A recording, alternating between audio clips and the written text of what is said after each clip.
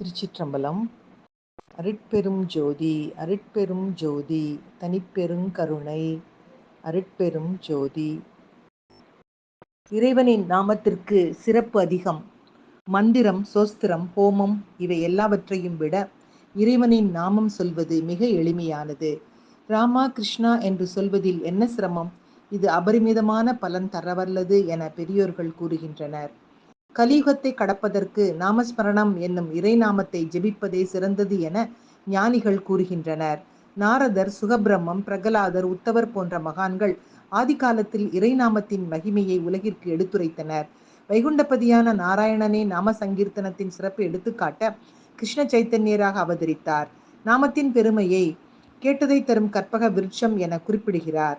கபீர்தாசர், சூர்தாசர், துக்காராம், ஞானேஸ்வரர், ஏக்நாத், சோகாமேளர், ஜக்குபாய், மீரா முதலிய ஞானிகள் கலியுகத்தில் அவதரித்து நாம சங்கீர்த்தனத்தின் பெருமையை நிலைநாட்டியுள்ளனர். போதேந்திர சுவாமிகள் சத்குரு ஸ்ரீதர ஐயாவாள் மருதாநல்லூர் சத்குரு சுவாமி பஜனை சம்பிரதாயத்தை தென்னகத்தில் பரப்பினர். கடலிலேயே பெரிய கடல் பிறவிக்கடல். நாமஸ்மரணத்தில் ஈடுபடுபவர்கள் பிறவிக்கடலை சுலபமாக தாண்டிவிடுவர். கோடி ஜென்மங்களில் செய்த புண்ணியத்தின் பயனாக மட்டுமே ஒருவரது மனம் இதில் ஈடுபடும் என துளசிதாசர் கூறுகிறார்.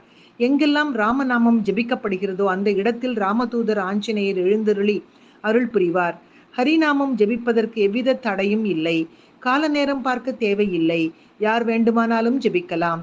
இதனால் வீட்டில் ஐஸ்வர்யம் நிலைத்திருக்கும். அந்த வீடே வைகுண்டம் போல் ஆகிவிடும் என்று ஞானேஸ்வரர் குறிப்பிடுகிறார். ராமானுஜர் எல்லோரும் மோட்சத்திற்கு செல்ல வேண்டும் என்பதற்காக ஓம் நமோ நாராயணாய என்னும் அஷ்டாட்சர மந்திரத்தை உபதேசித்து அருள் செய்தார். ரிக், யஜுர், சாம, அதர்வண வேதங்கள் பகவான் நாம மகிமையை கூற முடியாமல் ஓய்ந்து விட்டதாக ஸ்ரீதர ஐயாவாள் குறிப்பிடுகிறார்.